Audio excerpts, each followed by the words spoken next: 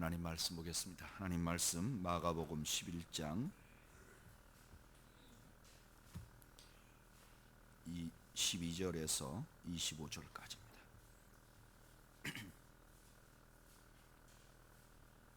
마가복음 11장 12절에서 25절까지 하나님 말씀을 교독하겠습니다. 이튿날 그들이 베다니에서 나왔을 때에 예수께서 시장하신지라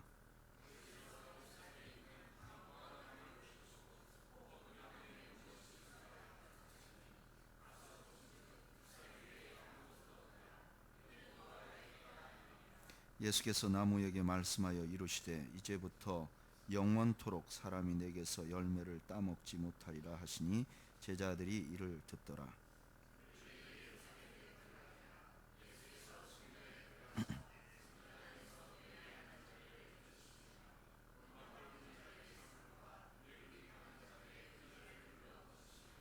아무나 물건을 가지고 성전 안으로 지나다님을 허락지 아니하시고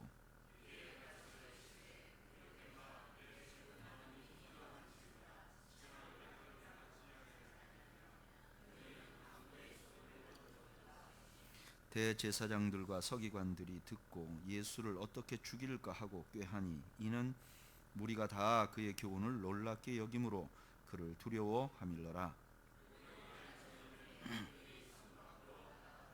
그들이 아침에 지나갈 때에 무화과 나무가 뿌리채 마른 것을 보고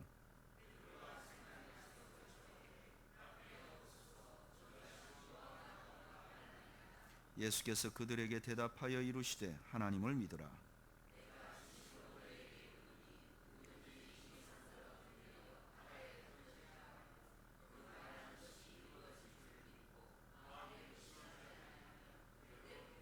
그러므로 내가 너희에게 말하노니 무엇이든지 기도하고 구하는 것은 받은 줄로 믿으라. 그리하면 너희에게 그대로 되리라.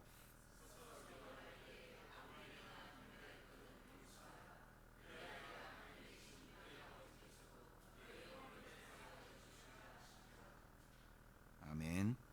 잠시 기도하겠습니다.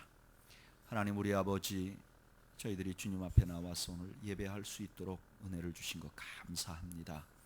하나님 우리의 기도와 우리의 찬양과 우리의 정성을 받아 주시옵소서. 특별히 저희들이 하나님 앞에 드린 헌물을 받아 주시고 이 물질로 인하여 하나님 홀로 영광을 받으시옵소서. 물질을 드린 손길들을 기억하시고 하나님 저들의 마음과 정성을 하나님께서 받으시고 저들이 땅의 풍요로운 것과 하늘의 신령한 것을 경험할 수 있도록 은혜를 베풀어 주시옵소서. 하나님 이제 저희가 주의 말씀을 듣고자 합니다. 친히 말씀으로 찾아오신 주님, 저희들에게 말씀하여 주옵소서. 예수님의 이름으로 기도하옵나이다. 아멘. 영국의 유명한 수학자이고 또 철학자인 버트런트 러셀이라는 사람이 책을 썼는데요. 그 책 제목이 뭐냐면은 나는 왜 기독교인이 되지 않았는가. 이 사람 불신자인데요. 나는 왜 기독교인이 되지 않았는가 하는 책을 썼어요. 그런데 그 책에 이분이 기독교인이 되지 않았던 이유 중에 하나가 무엇이냐, 자기가 성경을 읽으면서 예수님을 가만히 보니까 이 예수님은 비이성적인 행동을 가끔 하더라는 거예요. 그래서 비이성적인 행동을 하는 예수를 나는 하나님의 아들 혹은 메시아로 받아들일 수가 없다. 그러면서 이 사람이 내세운 증거 중에 하나가 오늘 우리가 읽은 성경 말씀이에요. 이 버트란트 러셀은 뭐라고 말하는가? 오늘 성경에 보니까 예수님께서 시장길을 참지 못하는 분이다. 이 정도 육체적인 욕구를 컨트롤하지 못하는 사람이 하나님의 아들일 수가 없다. 두 번째, 무화과 나무를 저주했는데 그 무화과 나무를 왜 저주했느냐? 열매를 따먹으려고 갔는데 열매를 안 줘서 저주했다. 그런데 그때는 무화과 나무 열매가 맺힐 때가 아니다. 그런데 이가 하나님의 아들이라면 무화과 나무 때도 모르는 사람을 어떻게 우리가 하나님의 아들이라고 믿을 수 있느냐? 이렇게 주장을 해요. 오늘 본문을 가만히 읽어보면 이 사람이 하는 말이 맞는 것 같기도 한 면이 있어요. 그리고 적어도 맞지는 않는다 할지라도 오늘 본문의 내용을 보면 예수님께서 우리가 평소에 알던 예수님의 모습과 오늘 본문에 나타난 예수님의 모습은 조금 다른 듯해요. 이해가 되지 않아요. 예수님이 한 행동을 선뜻 이해할 수가 없는 장면이 분명해요. 그런데 여러분, 저는 이렇게 생각합니다. 어떤 분이 자기가 이해되지 않는 행동을 했을 때 그걸 보는 사람들의 반응에 따라서 그 사람이 그분의 친구인지 혹은 그분의 적인지를 알 수 있다고 생각해요. 그분의 적들은 어떻게 하죠? 그분이 이해되지 않는 행동을 하면 바로 비난합니다. 저는 하나님의 아들이 아니다, 이렇게 비난해요. 버트란트 러셀과 같이. 그러나 그분의 친구들은 다시 한번 생각하게 됩니다. 왜 저분이 저렇게 이해가 되지 않는 행동을 하셨을까? 오늘 우리는 예수님의 친구의 입장에서 이 본문을 보는 거예요. 예수님이 왜 이렇게 이해가 되지 않는 행동을 하셨을까? 왜 예수님이 오해받을 만한 행동을 하셨을까?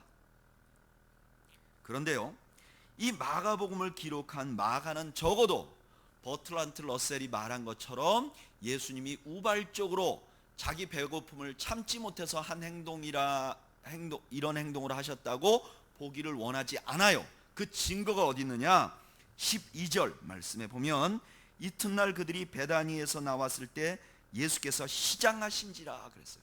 여기 시장하다는 말이 사복음서에서 예수님에게 적용된 게 딱 두 번이에요. 한 번은 여기고 한 번은 40일 금식하고 나서. 그러니까 마가가 의도적으로 예수님이 40일 금식 기도하고 나서의 상태를 기록한 단어를 썼단 말이에요. 이건 무슨 말이냐? 예수님께서는 어떤 분이시냐? 한 끼 굶었다고 이성을 잊어버릴 분이 아니라는 거예요. 예수님 적어도 40일을 굶어 보신 분이에요. 한 끼 굶었다고 이성을 잊어버릴 분이 아니라는 거예요. 그 다음에 오늘 본문에 보면 13절 끝에 보면 이런 말이 있어요. 이는 무화과의 때가 아닙니다. 그래서 언뜻 보기에는 예수님이 무화과가 언제 열리는지도 모르고 저주하셨다라고 받아들이기가 쉬운데 이것은 다른 의미를 가지고 있는 말이에요. 무화과라는 나무는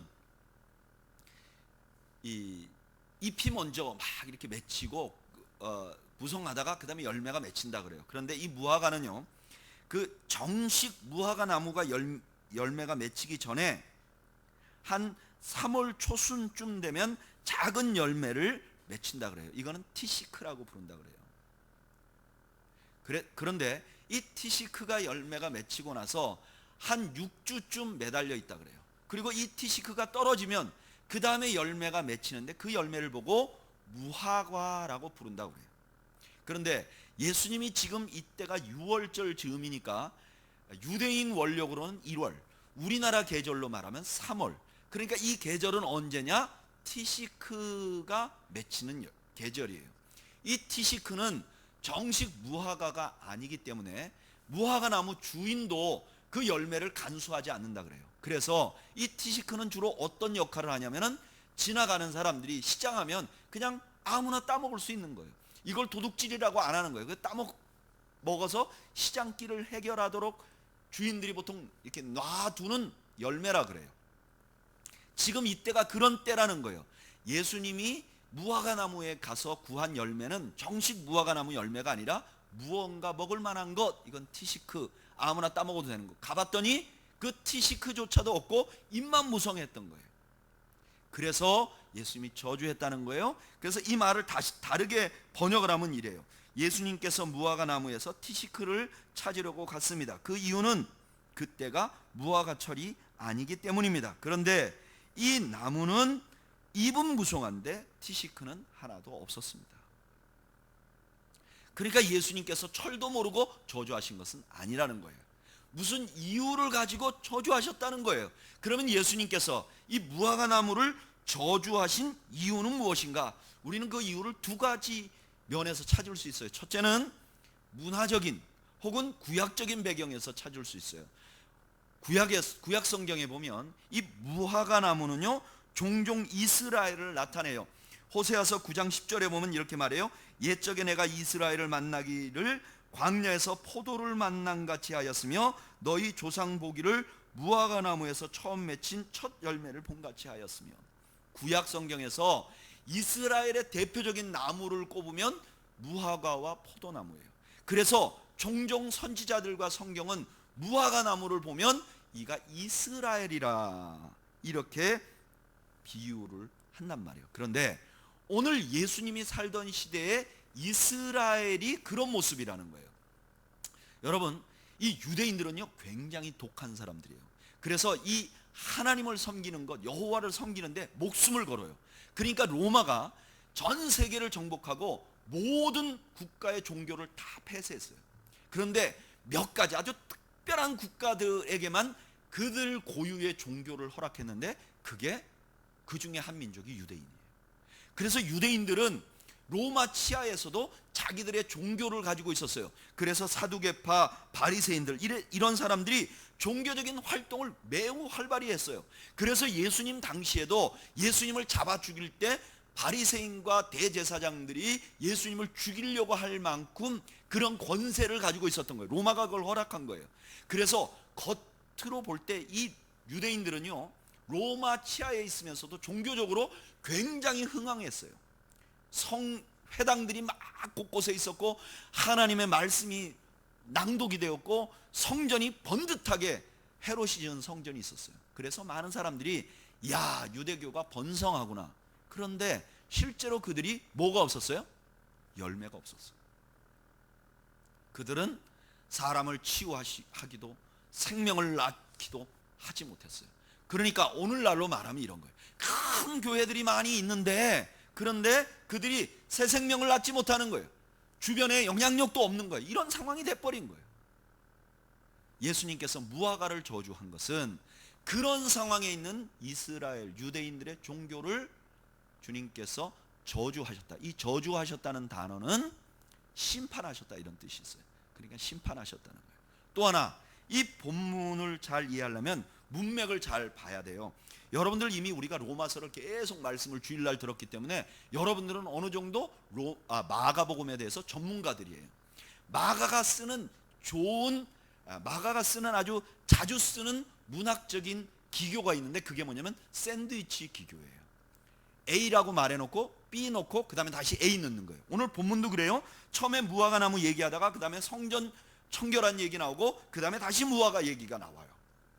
그런데 이렇게 샌드위치 구조로 돼 있을 때 양쪽이 핵심이에요.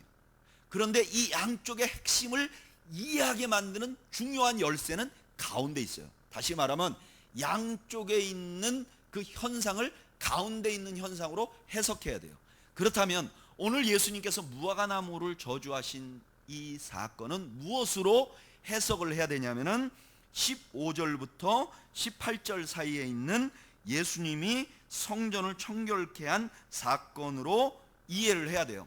여러분, 예수님께서 성전에 들어가셨어요. 갔더니 거기 장사하는 사람들이 많아요. 예수님께서 그 안에 있는 모든 장사치들을 다 내쫓았어요. 막 상을 엎었어요. 성전 가운데로 지나다니는 것도 다 하지 못하게 만들었어요. 그리고 나서 예수님께서 그 성전에 대해서 뭐라고 말씀하셨는가?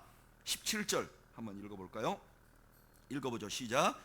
이에 가르쳐 이르시되 기록된 바 내 집은 만민이 기도하는 집이라 칭함을 받으리라 하지 아니하였느냐? 너희는 강도의 소굴을 만들었도다 하시매. 예수님께서 그 지금 보이는 성전을 보면서 뭐라고 말씀하신다고요? 이거는 뭐라고요? 강도의 소굴이다. 그러니까 이거는 성전이 아니다. 이제 너희는 성전의 구실을 못할 것이다 라고 말한 거예요. 실제로 이 성전은 예수님이 그 말씀을 하시고 나서 40년 후에 철저히 망가져버려요. 깨져버려요. 없어져버려요. 그러면 이 말씀을 가지고 예수님이 무화과 나무 저주한 사건을 우리가 이해해 보면 이런 거죠. 성전을 중심으로 한 이 유대인들의 하나님에 대한 열심, 이들이 열심은 있었어요.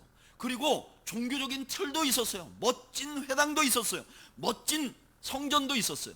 그런데 이들 속에는 진정한 의미의 생명은 없었어요. 그냥 껍데기만 있는 거예요. 새로운 생명이 낳지도 못해졌어요. 또 그 사람들에게 위로가 되거나 소망을 주지도 못했어요. 오히려 사람들에게 조롱거리가 됐어요. 하나님도 그들을 기뻐하지 않아요. 그러니까 결국 이것들은 다 어떻게 될 거라는 거예요? 멸망될 거라는 거예요. 없어질 거라는 거예요. 지금 예수님께서 무화과 나무를 저주함을 통해서 앞으로 유대 종교, 입만무성한 종교는 없어질 것이라고 지금 선언하는 거예요. 그러면 하나의 큰 문제가 있어요. 뭐가 문제가 있느냐? 이스라엘 사람들에게 성전은 세 가지 기능을 해요. 첫째는 하나님의 임재, 두 번째는 하나님과 교통, 가서 기도도 하고 기도 듣고, 그다음에 세 번째는 하나님 내가 지은 죄를 용서받는 기능이 필요해요. 그런데 성전이 없어져 버리면 하나님의 임재를 어디서 경험할 것이며, 또한 성전이 없어져 버리면 기도는 어디서 할 것이며, 또한 성전이 없어져 버리면 우리가 하나님 앞에 어떻게 용서를 받나? 제사를 못 지내는데. 그런 의문을 가진 사람들에게 예수님의 대답이 무엇인가? 22절 한번 읽어볼까요? 읽어보죠. 시작. 예수께서 그들에게 대답하여 이르시되 하나님을 믿으라. 하나님을 믿으라. 여기 하나님을 믿으라라는 말은 더 정확하게 번역하면 이래요. 하나님 자신을 신뢰하는 믿음을 소유하라.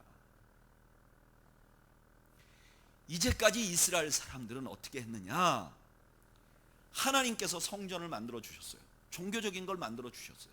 그러니까 이스라엘 사람들은 그 종교적인 것을 가지고, 성전을 가지고 하나님을 섬겨야 되는데, 이 사람들은 어떻게 생각하냐면 이 성전이 마치 하나님 앞으로 나아가는 하나의 중보자처럼 생각했단 말이에요. 성전을 통해서만 하나님을 만날 수 있다고 생각했단 말이에요. 그런데 예수님께서 말씀하시기를 이제는 성전 같은 거 필요 없다. 무엇만 필요하다? 하나님 앞에 너희들이 직접 갈 수 있는 믿음을 갖게 될 것이다. 지금 이 선언을 누가 하고 있는 거예요? 예수님이 하고 있는 거예요. 그래서 예수를 믿는 것은 복음이에요.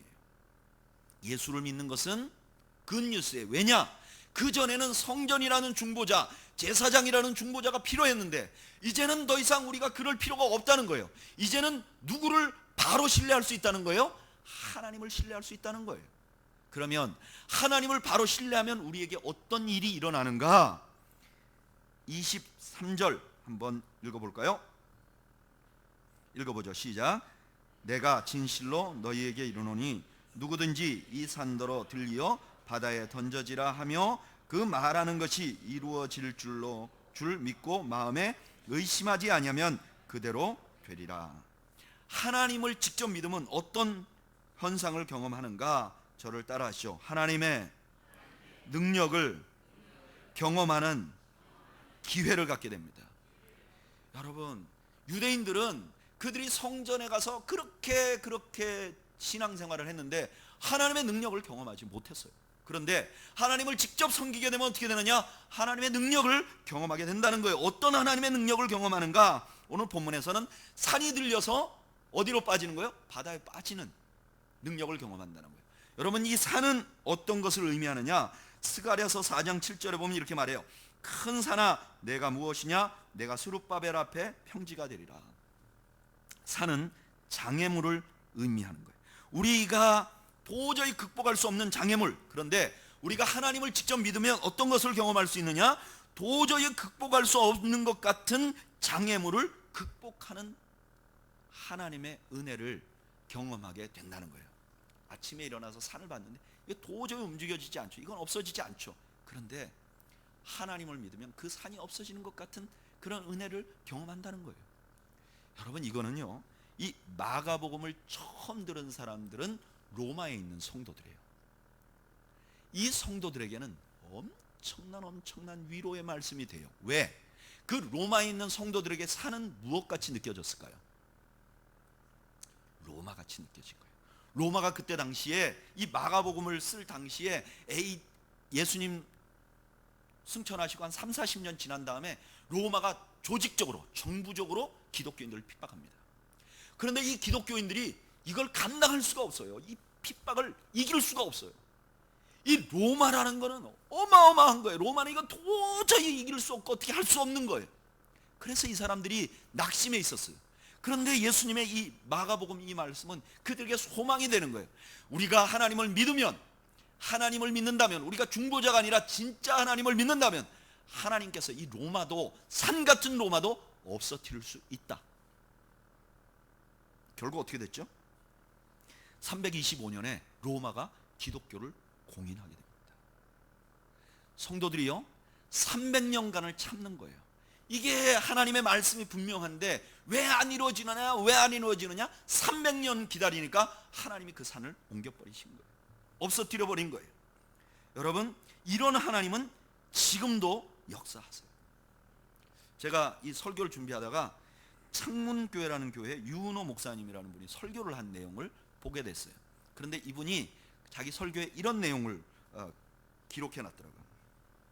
독일이 통일되기 이전에 동독에 있는 어떤 성도가 이 성경을 읽은 거예요. 내가 진실로 너에게 이르노니 누구든지 이 산더러 들려 바다에 던져지라 하며 그 말하는 것이 이루어질 줄 믿고 마음에 의심하지 아니하면 그대로 되리라. 그래갖고 이분이 그 동독과 서독 가운데 베를린에 있는 큰 장벽이 쳐져 있잖아요. 그 장벽 앞에서 그런 거예요. 장벽아 무너지라.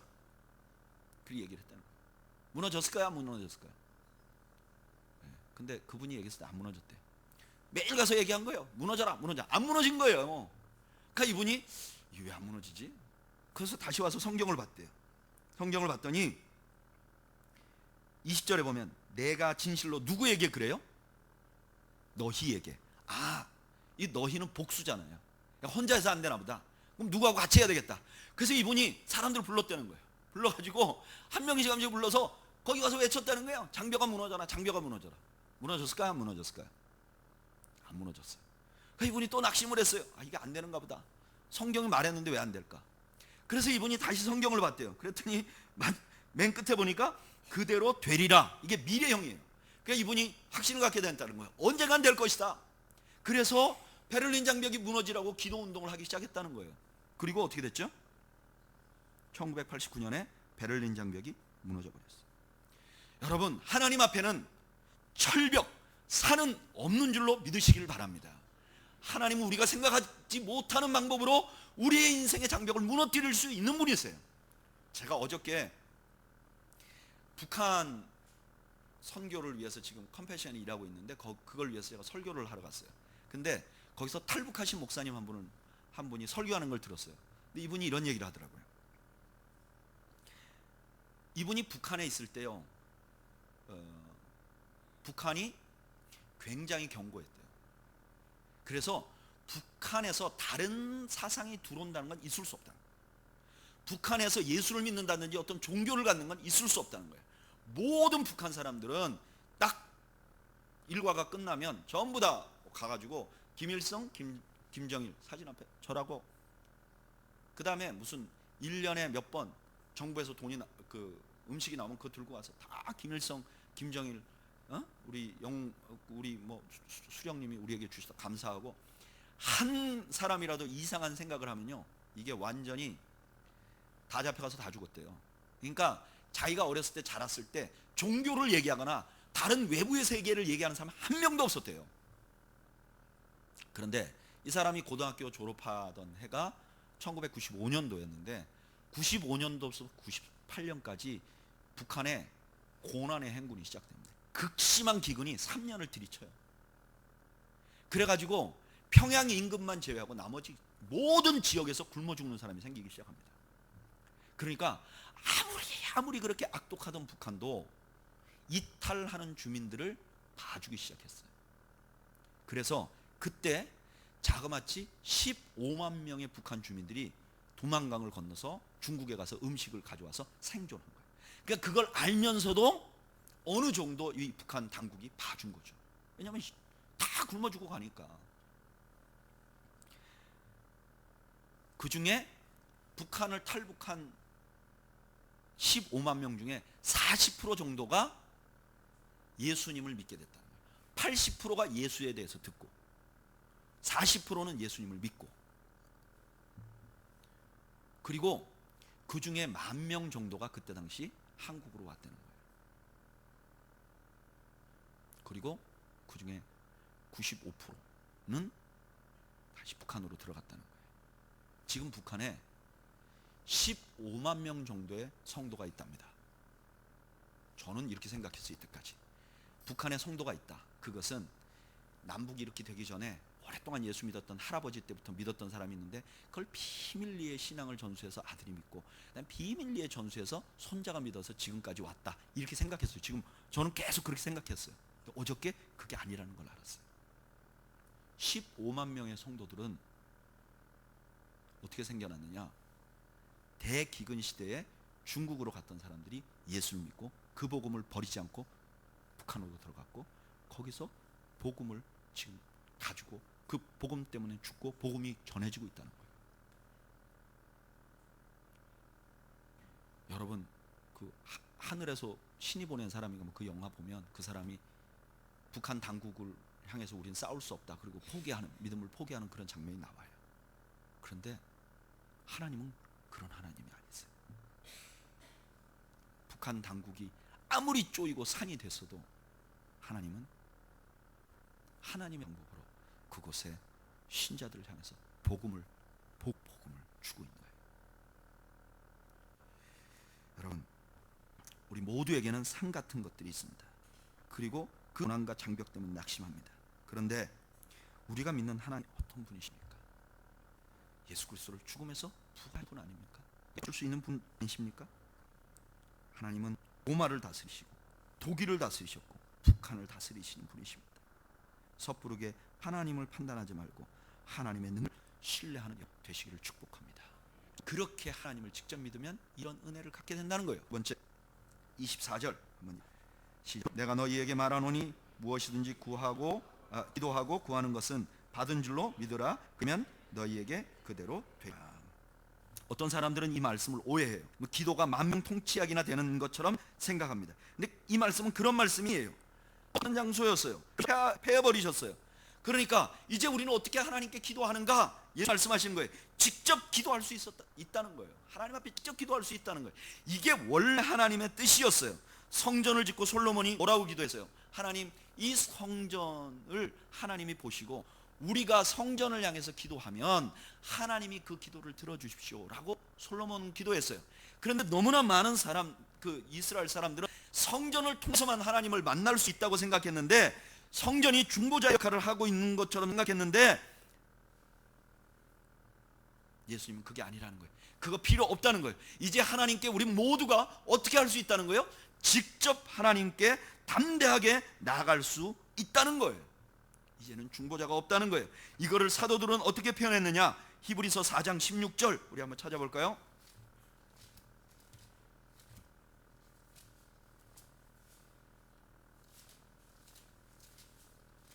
히 356페이지 히브리서 4장 16절 읽어보시죠.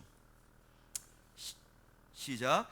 그러므로 우리는 긍휼하심을 받고 때를 따라 돕는 은혜를 얻기 위하여 은혜의 보좌 앞에 담대히 나갈 것이니라. 아멘.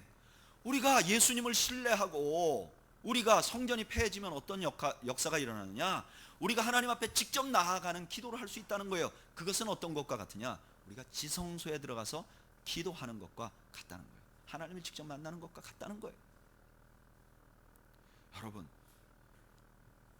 그전에는 이 일을 어디서만 할 수 있었느냐? 성전에 가서만 했어요. 만약에 지금도 성전이 그대로 존재해서 하나님이 인정을 하시면 우리는 예루살렘 가서 기도해야 돼요. 그리고 우리는 못 들어가요. 그런데 하나님께서, 예수님께서 그 성전을 폐하심으로 말미암아 우리에게 어떤 길이 열렸느냐? 예수님 앞에 직접 나갈 수 있는 길이 열렸다는 거예요. 그래서 여러분들 기도하면서 누가 딴 사람 기도해 주는 거 좋죠. 목사가 기도해 주는 거 바라는 분들 좋아요. 그러나 저의 능력이 여러분들의 기도를 응답되게 하는 게 아닙니다. 여러분들은 하나님과 직접 만나는 거예요. 그래서 여러분들이 만나는 그곳이, 여러분들이 있는 그곳이 하나님의 지성소가 되는 거예요. 저는 우리 교회에 장상탁 장로님 여기서 앉아서 밤새 기도하십니다. 철야. 저는 그렇게 생각해요. 목사는 서울에 올라와서 돈 벌고 장로님은 여기서 기도하고 잘 돼가는 집이다. 이게 제대로 돼가는 집이다. 지성소가 되는 거예요. 여기가 하나님이 지성소를 만들어 거예요. 여러분 새벽에 나와서 새벽기도 나오신 분들이 기도하잖아요. 몇 명이 나와서 무엇을 하는가 아무 상관이 없어요. 중요한 건 뭐냐, 내가 나와서 내가 이 자리에서 기도하면 이 자리가 하나님의 성전이 되는 거예요. 지성소가 되는 거예요. 여러분들 한 분이 여기 나와서 기도하는 동안 이 건물의 이 장소는 지성소가 되는 은혜가 있는 줄로 믿습니다. 이번에 임직하는 분들은 새벽 예배 나오세요. 목숨이 위태로우면 봐드릴게요. 도저히 나는 걸어서 못 나온다. 내년부터 차 돌릴 테니까 나오세요. 와서 사람 볼 필요 없어요. 앉아가지고 내 자리 기억하고 여기서 하나님 앞에 하나님 하면 그 부르는 순간에 이곳이 지성소가 돼버리는 거예요. 성전이 돼버리는 거예요. 놀랍죠. 놀라운 은혜를 우리에게 주신 거예요. 그리고 그렇게 기도하면 마치 대제사장이 지성소에 들어가서 하나님께 기도하는 것처럼 그런 은혜를 주신다는 거예요. 그런 기도 응답을 주신다는 거예요. 저는 지난주에 한 분에게 복음을 전했어요. 근데 이분은 어떻게 복음을 전하게 됐는가? 제가 컴패션 밴드라는 곳에 설교를 하고 있어요. 주일날. 근데 저녁에. 근데 그 컴패션 밴드에 한 청년이 있어요. 이 청년은 그 심양이라는 양꼬치집을 운영하는, 지금 현재는 한 지점을 갖고 있는 사장님이세요. 근데 이 청년의 이야기를 들어보니까 이 청년은 아직 예수는 믿는데 세례를 안 받았어요. 근데 이 청년은 어떻게 예수를 믿게 됐나 들어보니까 이 청년이 원래는 유복한 집안에서 자랐어요. 초등학교 때 반장까지 했어요.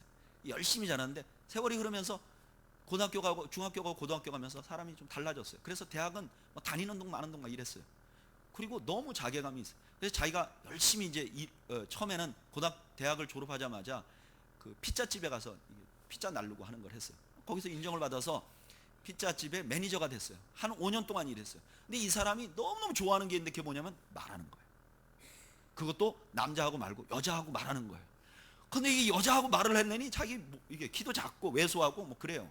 그러니까 여자들이 얘기를 안 해주는 거예요. 근데 나중에 안 거예요. 돈을 주면 얘기해 주는 여자들이 있다는 걸 안 거예요. 그래서 이 사람이 피자집 그 매니저를 하면서 돈을 받아갖고 밤에 술집에 가서 얘기하는데 돈을 쓰는 거예요. 근데 이게 피자집 매니저 해갖고 이 돈을 계속 주는 데를 메꾸지를 못하는 거예요. 그러니까 못하게 되는 거예요. 그러니까 이 사람은 빚도 진 거예요. 빚도 지다 보니까 자기가 좀 너무 힘들어진 거예요. 그래가지고 나중에는 빚도 많아지고 직장에서 쫓겨나고 그러니까 집에 처박힌 거예요. 집에 처박혀서 3개월에서 6개월 정도를 밖에 아예 안 나갔대요. 방에서 나오지도 않았대요. 방 문도 안 나왔대요. 씻지도 않고 머리도 안 감고 세수도 안. 여러분 생각해보세요. 그런 인간이 집안에 하나 있으면 집안이 다 엉망이잖아요. 근데 이 친구가 그렇게 폐인으로 살고 있는데 자기 초등학교 때 자기가 반장일 때 그 반에 아주 말썽을 부리고 정신없는 여자애가 하나 있었는데 이 여자의 이름이 황보혜정이에요. 소위 말해서 황보라는 가수예요. 얘가 가수가 됐는데 매니저가 필요한데 신실한 매니저가 필요한데 자기 초등학교 때 반장이었던 이 친구가 생각이 난 거예요. 전화했어요. 불러가지고 야 너 내 매니저 할래? 그래. 그래가지고 이 친구가 매니저를 하기 시작한 거예요. 근데 이 황보라는 자매가 컴패션을 열심히 하잖아요. 그러니까 이 친구가 매니저니까 차 태워서 황보 태워다 주고 자기는 그 안에 있고 술 담배 피고 술 마시고 계속 그렇게 한 거예요. 근데 자기가 가만히 보니까 자기가 생각할 때는 이쁜 애들은 착하지 않다 이렇게 생각했는데 거기 컴패션 밴드는 이쁜 연예인들이 착한 애들도 많더라는 거예요. 참 신기하다. 나도 저기 가봐야 되겠. 그래서 그 안에 들어가서 이렇게 앉아있다가 그만 예수를 믿은 거예요. 근데 이 친구가 예수를 믿고 나니까 아직 세례도 안 받고 아무것도 몰라. 그냥 예수 믿기로만 한 거예요. 그래서 예수를 믿고 교회를 다니는데 너무 좋은 거예요. 자기가 예수 믿고 교회 다니니까. 그래서 거기서 다른 같이 하는 형제들의 도움을 받아갖고 이 사람이 양꼬치집을 내서 지금 잘하고 있어요. 근데 자기가 너무 잘 되니까 이 사람의 소원이 있었어요. 그게 뭐냐면은 자기 부모님이 예수를 믿는 거예요. 근데 자기 부모님은 절대 예수 믿을 분들이 아니에요. 왜냐, 이 아버지가 67세인데 옛날에 번역해가지고 생활을 했대요. 그리고 오포상을 했고, 그러니까 좀 배운 분이에요. 그리고 굉장히 착한 분이에요. 운동 좋아하고 야구 좋아하고. 그러니까 이 친구도 많고. 그러니까 이분이 교회 다닐 확률이 제로. 이 형제는 자기 아버지가 자기 말도 안 믿어주고 당연히 예수 안 믿을 거다 그렇게 생각을 했다는 거예요. 그런데 이 친구가 성경 공부할 때마다 기도 제목이 뭐냐? 그럼 자기 1번 기도 제목이 뭐냐면은 우리 아버지 어머니가 예수 믿는 거 이렇게 했어요. 근데 2주 전에 자기 아버지가 암이 걸렸어요. 3기 위에 식도에 12진양까지 전이 됐어요. 생명을 구할 확률 별로 없어요. 병원에 누워 있었어요. 그러니까 수술하기 전에 목사님이 와서 기도 좀 해달라고. 제가 기도하러 갔어요. 기도하러 갔는데 기도만 하고 나오기가 좀 섭섭하더라고요. 그래서 복음을 전했어요. 그냥 다짜고짜로 복음 전했어요. 당신 죄인인 거 아느냐? 하나님 당신 구원할 줄 아느냐? 근데요, 여러분 60대 남자가, 건강한 남자가 그대로 받아들여요. 목사님 믿겠습니다. 그러니까 그 옆에 있는 부인은 어떤 분이냐면, 저 오기 전에 다른 목사님이 한번 왔다 갔는데, 목사님 살펴가세요 이렇게 절했던 분이세요. 이게 기독교하고 그러니까 아무 목사님 살펴가. 그런데 이 부인이 놀란 거예요. 그 남편이 그 자리에서 예수를 믿겠다고 하니까. 아들은 끝나고 나서 저한테 문자를 보냈어요. 목사님, 제 생애 최고의 날이었습니다. 제가 집에 와서 생각했어요. 이게 도대체 어떻게 된 일인가? 하나님이요, 그 형제의 기도를 기억하고 계셨던 거예요. 그리고 그 아버지에게 복음을 전합니다. 저는요, 그 아버지 살 것 같아요. 증인이 되게 할 것 같아요. 그리고 그 아버지가 고백하는 순간 어머니는 따라 고백하게 돼 있대요. 그 집안은. 한 번 던졌는데 2마리로 확 닦은 거예요. 여러분, 하나님은요, 우리 기도를 들으세요. 하나님은 판단하지 마세요. 하나님은 우리와 지성소에서 만나기를 원하세요. 그리고 지성소에서 우리의 간구를 들으시기를 원하세요. 그리고 세 번째 특권이 뭐냐? 25절 한번 읽어볼까요? 시작. 서서 기도할 때 아무에게나 혐의가 있거든 용서하라. 그리하여야 하늘에 계신 너희 아버지께서도 너희 허물을 사하여 주시리라 하시니라. 아멘. 유대인들은 서서 기도하는 게 습관이었어요. 이들이 서서 기도할 때 늘 하나님의 나라와 그런 걸 위해서 기도해요. 그런데 예수님께서 말씀하신 거예요. 그렇게 기도할 때 뭐 하라고요? 용서하라. 용서하라. 여러분, 용서는 능력입니다. 여러분 믿으십니까? 용서는 능력이에요. 능력이 없으면 용서를 할 수가 없어요. 힘이 있어야 용서할 수 있어요. 그리고 용서는 누구를 위한 것일까요? 나를 위한 거예요. 내가 용서하지 않으면 누가 망가지게 돼 있어요? 내가 망가지게 돼 있어요. 내가 저 사람을 용서해버리면 난 그 사람하고 이제 더 이상 관계가 없어요. 그런데 내가 저 사람을 용서하지 않는 한 나와 그 사람은 매여 있는 거예요. 저는 어려서 무술 영화를 참 좋아했어요. 대학교 다닐 때 재미있는 무술 영화가 나온다 그러면 수업 도중에도 나가서 봤어요. 근데 그 무술 영화의 내용이 다 똑같아. 첫 장면, 아버지와 아들이 아주 행복하게 살아. 두 번째 장면, 악인이 나타나서 아버지를 죽여. 세 번째 장면, 그 아들이 막 고생해. 그러다가 이상한 스승을 만나. 네 번째 장면, 스승하고 고된 훈련을 해. 다섯 번째 장면, 어쩌다가 우연하게 적을 만나, 원수를 만나. 그래서 거의 10분, 20분은 그 원수와 싸우는 장면이에요. 그리고 결국 그 원수를 죽여. 저는 그 영화를 볼 때마다 이런 생각을 했어요. 그 아버지가 저걸 진짜 좋아할까? 그 원수에게 죽은 아버지가 내 아들이 인생을 다 망쳐가면서 원수 같기를 원할까? 제가 아버지라면 내 아들이 그렇게 하는 거 원하지 않아요. 원수를 갚기로 하면 자기가 망가져요. 용서해야 뭐가 되는 거예요? 용서해야 내가 사는 거예요. 그러니까 하나님께서 용서하라 그래요. 그런데 더 놀라운 것은 그 용서하는 게 문제가 아니라 더 놀라운 게 있어요. 그리하여야 하늘에 계신 너희 아버지께서도 너희 허물을 어떻게 한다고요? 사하여 준다. 언뜻 듣기에는 이게 조건인 것 같지만 이건 조건이 아니에요. 앞에 건 명령이에요. 용서하라. 그리고 두 번째 따라가는 게 뭐냐면 너희도 하나님께 용서받게 될 것이라는 약속이 따라붙어요. 여러분, 우리가 하나님 앞에 기도하면요, 그전에는 성전에서 죄 용서 받으려고 하면 별짓을 다 해도 안 되는데, 이제는 하나님과 직통으로 만나면 어떻게 되냐면 우리 하나님은 우리를 용서해 주신다는 거예요. 여러분들 표정이 죄를 하나도 안 지어 보신 표정이세요. 안 좋으세요? 용서받는 게 안 좋으세요? 묵은 채증이 다 내려가는 거죠. 저는 누가복음 23장 34절이 참 좋아요. 예수님께서 이렇게 얘기해요. 아버지, 저들을 사하여 주옵소서. 자기들이 하는 것을 알지 못함이니이다. 누구를 향한 것이죠? 예수님을 못 박는 사람들을 향한 것이에요. 우리 자신을 돌아보면 우리가 하나님 앞에 용서받지 못할 짓을 많이 해요. 그런데 우리 하나님이 좋은 거는 우리가 하나님 앞에 나아가면 용서받게 된다는 거예요. 저를 따라 하시죠. 하나님은 나를 용서하신다. 여러분, 이게 별거 아닌 것 같지만 꼭 기억해 두세요. 만약에 여러분들이 순순하게 세상을 떠나면 이 말씀만큼 여러분들에게 힘이 되는 말씀이 없을 거예요. 막상 가려고 하잖아요. 그러면 나쁜 짓 한 거 생각 많이 나는 것 같아요. 제가 소천하시는 분들 가서 보면요, 아무리 믿음 좋은 분들도 딱 죽으려고 그러면 내가 그때 진짜 그거 왜 그렇게 했을까, 막 그런 죄책감이 막 몰려드는 것 같아요. 여러분 기억하세요. 우리 주님은요, 자기를 찔러버린 사람도 용서하셨어요. 우리는 용서받는 특권을 지금도 가지고 있고 주님 앞에 섰을 때 그렇게 될 거예요.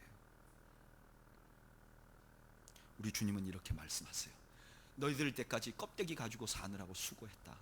근데 이제 껍데기 없애자. 그리고 참 중보자인 나를 통해서 하나님을 직접 만나라. 그러면 하나님의 능력을 경험하면서 살게 될 것이야. 그리고 너가 처한 처소를 지성소로 만드는 은혜를 경험할 것이야. 그리고 용서받는 특권을 경험하게 될 것이야. 여러분, 그래서 제가 죽으라고 목회하면서 예수님 얘기만 하는 거예요. 죽으라고 목회하면서 다른 거 타협하지 않고 예수만 붙들어 보자고 하는 거예요. 여기에서 바로 그런 능력이 나오기 때문이에요. 가지고 있는 멋진 건물이나 어떤 조직이나 신앙생활한 연수에서 나온 게 아니고 오직 예수 그리스도 한 분에게서 이런 능력이 나오는 거예요. 저는 여러분들 모두가 이 예수 그리스도의 능력을, 예수 그리스도를 통한 능력의 은혜를 경험하는 여러분들이 되시기를 주님의 이름으로 축복합니다.